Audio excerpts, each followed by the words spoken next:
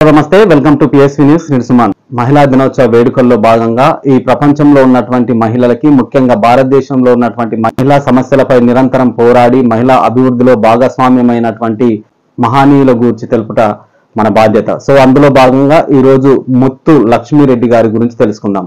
ఈమె భారతదేశంలో మొట్టమొదటిసారిగా పాఠశాల కళాశాలల్లో కో ఎడ్యుకేషన్, బాయ్స్ గర్ల్స్, పురుషులు మహిళలు కలిసి చదువుకునే విధానానికి నాంది పలికినటువంటి వ్యక్తి.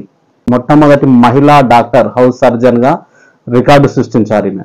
సో అలాగే భారతదేశంలోని మొట్టమొదటి శాసన సభ్యురాలు కూడా. సో అలాగే భారతదేశంలో క్యాన్సర్ వ్యాధి నిర్మూలన కోసం రూపకర్త చేసినటువంటి మొట్టమొదటి మహిళ కూడా ముత్తు లక్ష్మీరెడ్డి గారు అని చెప్పవచ్చు.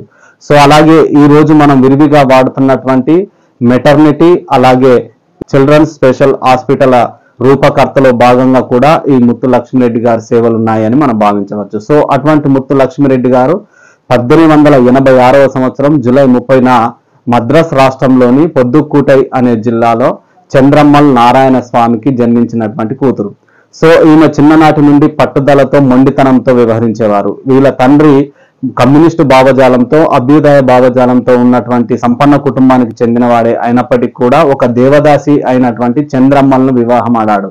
సో చంద్రమ్మల్ని వివాహం ఆడినందుకు కాను ఒక నిమ్న జాతీయురాలైనటువంటి, అది కూడా దేవదాసిగా పేరున్నటువంటి చంద్రమ్మల్ని వివాహం చేసుకున్నందుకు ఆ నారాయణ స్వామిని ఇంట్లోంచి, సమాజంలో నుంచి గెంటివేసి బహిష్కరణ చేశారు. సో బాధపడకుండా వాళ్ళ కూతుర్ని చదివించే ప్రయత్నం చేశారు. సో అప్పటి వరకు పాఠశాల విద్య పూర్తి చేసుకొని 1912వ సంవత్సరంలో మొట్టమొదటిసారిగా మద్రాస్ విశ్వవిద్యాలయంలో మొదటిసారిగా పురుషులు చదువుకునే కళాశాలలో మెడికల్ సీటు సంపాదించి ఆ కళాశాలలో జాయిన్ అయినటువంటి మొట్టమొదటి మహిళ మెడికల్ స్టూడెంట్ ఈమెనే అని భావించవచ్చు. అటువంటి ముత్తు లక్ష్మీరెడ్డి గారు అత్యధిక మార్కులతో ఆ కళాశాలకు పేరు తేవడం గమనార్హం. 1927వ సంవత్సరంలో మద్రాస్ రాష్ట్రానికి మొట్టమొదటిసారిగా శాసన సభ్యురాలుగా ఎన్నికయ్యారు. సో మొట్టమొదటిసారిగా మద్రాస్ రాష్ట్రంలో శాసనసభలో అడుగుపెట్టినటువంటి ముత్తు లక్ష్మీరెడ్డి గారు ఈ సమాజంలో జరుగుతున్నటువంటి అనేక సామాజిక రుగ్మతలపై ఆమె గొంతెత్తారు. మహిళలను చిన్నచూపు చూసే విధానంపై ఆమె తీవ్రంగా పోరాడారు. సో అలాగే ఈ సమాజాన్ని పట్టి పీడిస్తున్నటువంటి దేవదాసి వ్యవస్థ ఏదైతే ఉంటుందో, మన తెలంగాణ ఏరియాలో మనం పిలుచుకున్న జోగిని వ్యవస్థగా, అలాగే ఆంధ్రాలోనైతే మాతంగి వ్యవస్థగా పిలుచుకునేటువంటి విధానానికి తీవ్రంగా వ్యతిరేకించినటువంటి వ్యక్తి. ఆ దేవదాసిగా పిలువబడుతున్నటువంటి నిమ్న జాతులకి చెందినటువంటి మహిళలనే దేవదాసిగా ప్రకటించడం అత్యంత బాధాకరం అన్నారు. సో ఈ దేవదాసి అనగా ముఖ్యంగా దేవుడి పేరుతో మహిళలను వదిలేయడం అన్నమాట. సో ఈ దేవుడి పేరుతో మహిళలను వదిలేయడం అనే సంస్కృతి ఏదైతే ఉందో దానికి తీవ్ర స్థాయిలో గొంతెత్తినటువంటి మహిళ ఈ ముత్తు లక్ష్మీరెడ్డి గారు.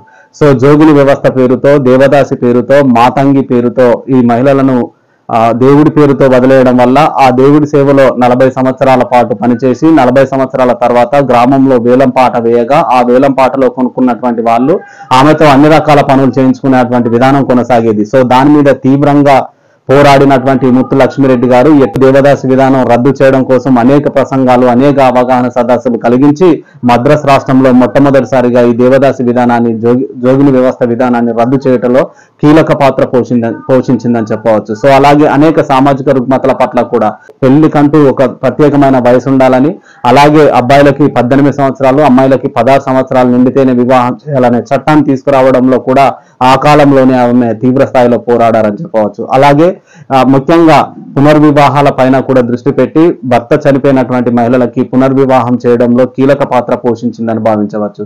సో అలాగే ఈ మహిళలందరినీ ఒకతాటి మీదకి తెచ్చి అల్వాయ్ ఇల్లు అనే ఒక హోమ్ ని స్థాపించి అందులో మొట్టమొదటిసారిగా హాస్టల్స్ అనే పదం కూడా ఈమె ద్వారానే సృష్టించిందని చెప్పవచ్చు. సో ఆమె ఆ అల్వాయ్ ఇల్లు అనే పేరుతో మహిళలని, ముఖ్యంగా చిన్నపిల్లలని చేరదీసి అక్కడ విద్యాభ్యాసం నేర్పించేది. సో అలా మొట్టమొదటిసారిగా ఒక కాడ హాల్లో కూర్చుండబెట్టి వారికి వసతితో కూడినటువంటి విద్యను అందించేటువంటి విద్యని ప్రారంభించినటువంటి మొట్టమొదటి మహిళ కూడా ఈ ముత్తు లక్ష్మీరెడ్డి. అంటే ఈ రోజు మనం రెసిడెన్షియల్ గా భావిస్తున్నటువంటి హాస్టల్స్ కి పునాది వేసింది కూడా ఈ ముత్తు లక్ష్మీరెడ్డి గారు అని భావించవచ్చు. సో ముఖ్యంగా ఆమె సోదరి క్యాన్సర్ సోకి చనిపోవడం వల్ల ఈ భారతదేశంలో అడయర్ అనే ప్రాంతంలో మొట్టమొదటిసారిగా క్యాన్సర్ నిర్మూలన హాస్పిటల్ స్థాపన కోసం రూపకర్తన చేసినటువంటి మహిళగా కూడా ఆమె పేరు సంపాదించారు. ఆమె క్యాన్సర్ హాస్పిటల్ ని ఏర్పాటు చేసి అందులో క్యాన్సర్ నిర్మూలన కోసం అనేక వైద్య సేవలు అందించినటువంటి వ్యక్తి ఈ ముత్తు లక్ష్మిరెడ్డి గారు. అలాగే అఖిల భారత మహిళా సదస్సుకి న్యాయకత్వం వహించినటువంటి మొట్టమొదటి మహిళా భారతదేశం తరపున కూడా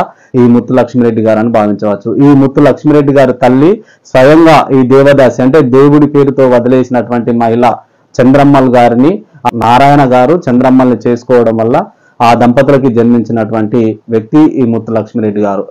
ఏ వ్యవస్థలో నుంచి అయితే పుట్టి అక్కడ ఉన్నటువంటి ఆ వ్యవస్థ వల్ల అనేక ఇబ్బందులు ఎదుర్కొన్నటువంటి ముత్తు లక్ష్మిరెడ్డి గారు ఆ వ్యవస్థని, దేవదాసి వ్యవస్థని, జోగిని వ్యవస్థని, మాతంగి వ్యవస్థ రూపుమాపుటకు, రద్దు చేయుటకు ఆమె ఆర్నిశలు శ్రమించిందని చెప్పవచ్చు. సో ఇలా సమాజంలో ఉన్నటువంటి అనేక సామాజిక రుగ్మతల పట్ల అవగాహన కలిగించడంలో తీవ్రమైనటువంటి పోరాటం చేసి అనేక విజయాలు అందించి భారతదేశంలో ఉన్నటువంటి స్త్రీల అభివృద్ధికి అహర్నిశలు పాటుపడినటువంటి ముత్తు లక్ష్మిరెడ్డి గారు లాంటి మహిళల్ని ఈ ప్రపంచ మహిళా దినోత్సవం సందర్భంగా ప్రతి మహిళ కూడా ఆదర్శంగా తీసుకోవాలని భావిస్తూ నేను మీ Suman. Thank you one and all. Please subscribe my channel.